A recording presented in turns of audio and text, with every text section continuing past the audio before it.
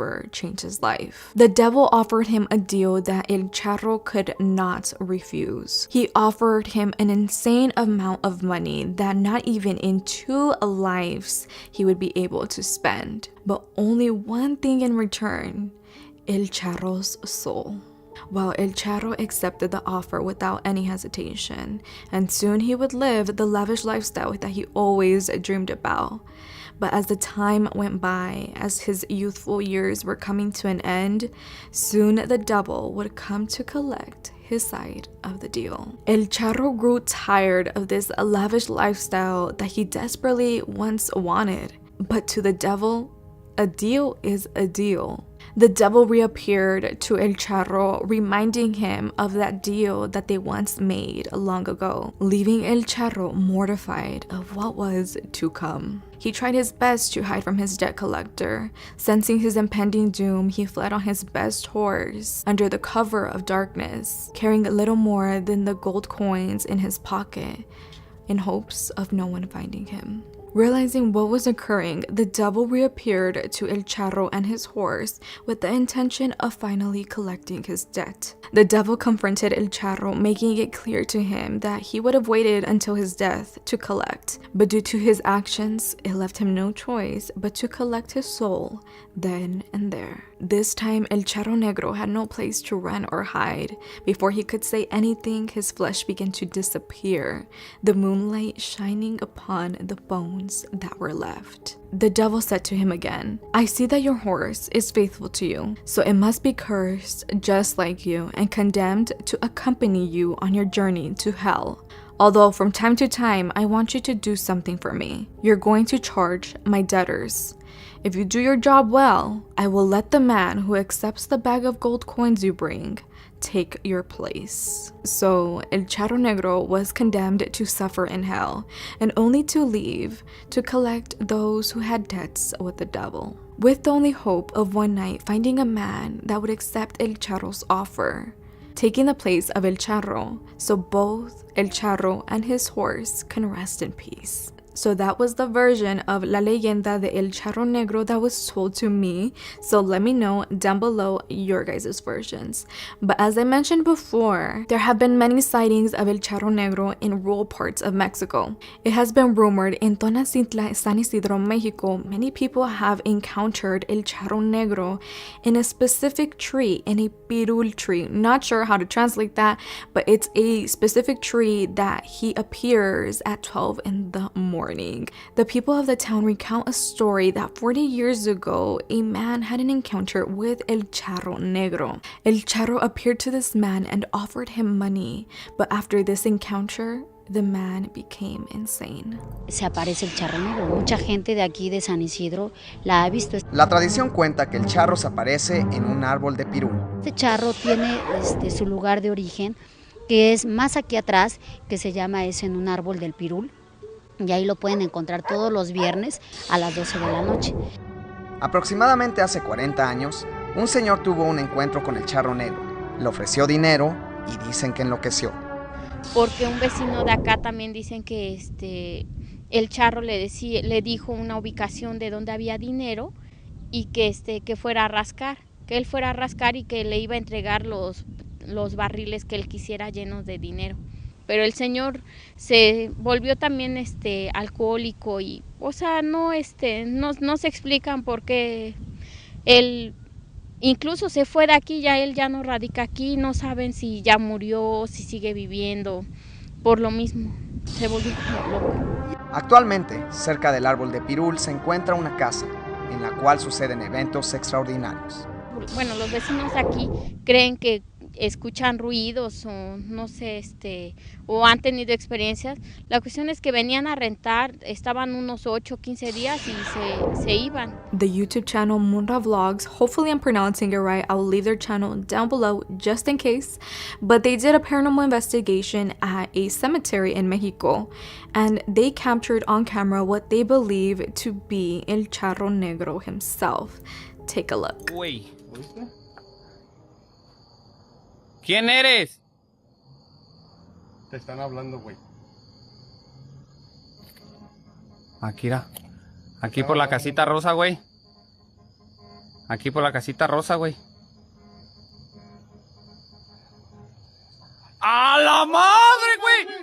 ¡No mames, güey! ¡No! ¡A la madre, güey! ¡No mames, güey! Let me know down below, what do you guys think of that footage? Do you believe it to be fake or real? I love to hear your guys' thoughts on the credibility, on the realness of certain footages. Because sometimes I'm like, that's true, I didn't think about that. You're right. So let me know down below. But now this next clip is from Alberto del Arco. I always mention him on my YouTube channel, and I'll leave his channel down below as well so you can go check him out.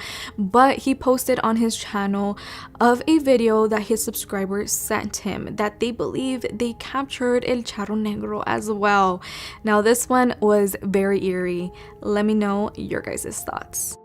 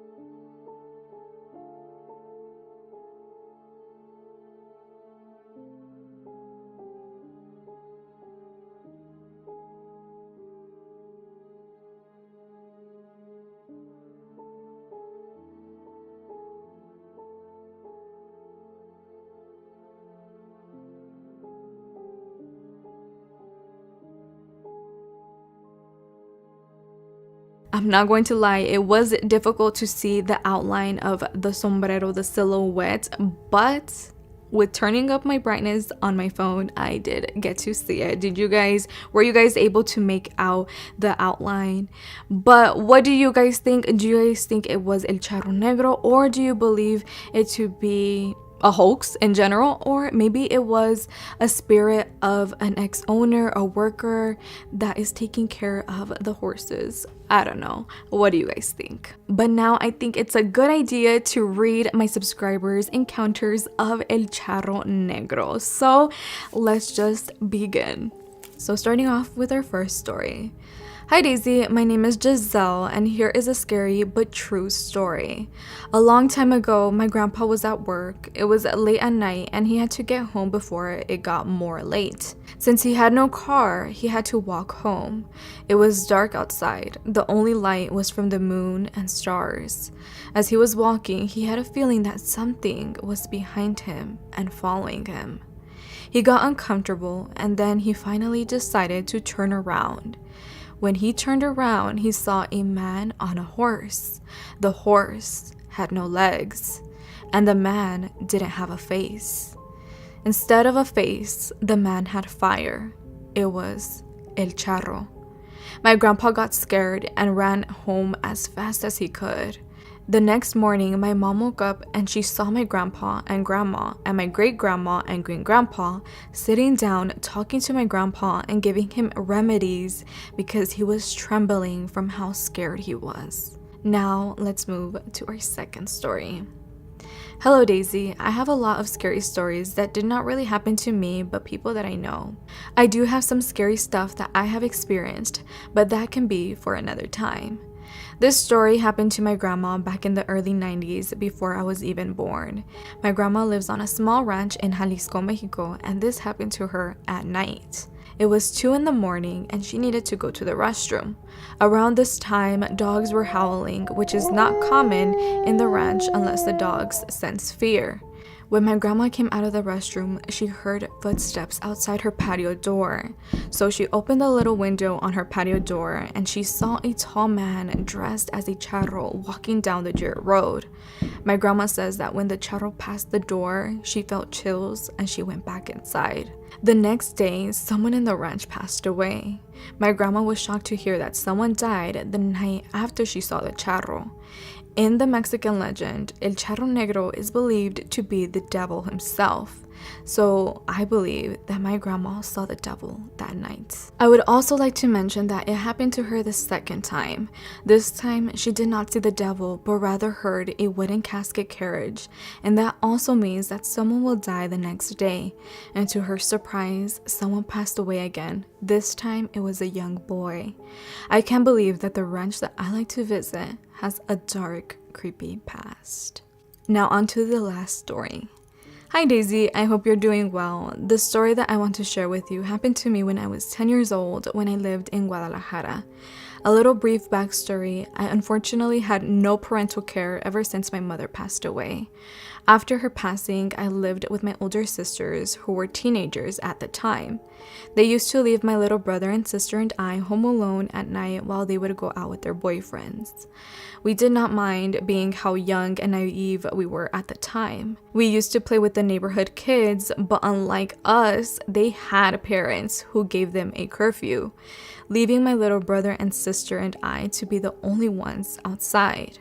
We would purposely stay outside instead of going inside the house because we were afraid of the paranormal activity that would hide in at night inside the home. For example, many sounds were heard late at night as if someone was washing the dishes or if the dishes would fall to the ground. Steps being heard as if they were dragging their feet through the halls. Anyways, but back to the story. This night, we stayed out, sitting on the outside staircase, waiting for my sisters to come back home, when I started hearing a horse galloping in the distance. I looked to the direction where the sound was coming from and saw a silhouette of a horse, which immediately I thought back to the legend I heard about the Carreta de la Muerte. So I had a hunch that this horse was not a normal horse. I looked away out of fear, but when I gained the courage to look again, the silhouette had disappeared. But the strange thing is, I was still hearing the noise of a horse gallop, this time coming closer to us. So I grabbed my brother and sister and ran inside. I was more scared of the horse noises that were outside than whatever was inside, LOL. When we got inside, I don't know why my 10-year-old self peeked through the window to see, but I did. Now reflecting, I noticed that when I looked out from the window, there was somewhat of a fog outside. But now I find it strange since I can clearly remember that there was no fog when we were outside on the staircase. But going back to me peeking through the window, I still continued to hear the gallops of the horse. even more closer. Trembling but yet still wanting to actually see an actual horse for my peace of mind, when suddenly I saw the horse finally pass by the house, but with what appeared to be a well-dressed man riding it. At the time, I was relieved since I saw what I thought was another human being. From my house window, I had view of the end of the street, and it was well lit since there was a lamppost. This horse and the man riding it, once it got near the end of the street, girl, it disappeared right in front of my eyes. I immediately closed the blinds and ran straight to the room my siblings and I shared. I got under my blanket and just tried to get my breathing back from the panic until I thankfully fell asleep. Now, I don't know if what I saw when I was 10 years old was in fact El Charro Negro, but it's just too much of a coincidence that I saw a horse and a well-dressed man disappear in front of my two eyes. But I can tell you one thing that I know for sure. After that experience, we no longer stayed out late. When all the kids went back home for the night, so did we. I hope you get to read this story and are able to share it in one of your upcoming videos. Love you, girl. Luz. Love you too, girl. Thank you so much for writing in. Giselle, thank you for writing in. And Anonymous, thank you guys so much for writing in your stories. I honestly didn't think you guys were going to write in some encounters on this leyenda. For some reason, I was like, I doubt it. But now that I read these, now it's making me believe into the leyenda. What do you guys think? And if you guys have any encounters, or your family has had any encounters with El Charro Negro or any other legend for that matter, write them in. That is very fascinating to me, and I'm sure it's fascinating to all of us. But thank you guys so much for writing in.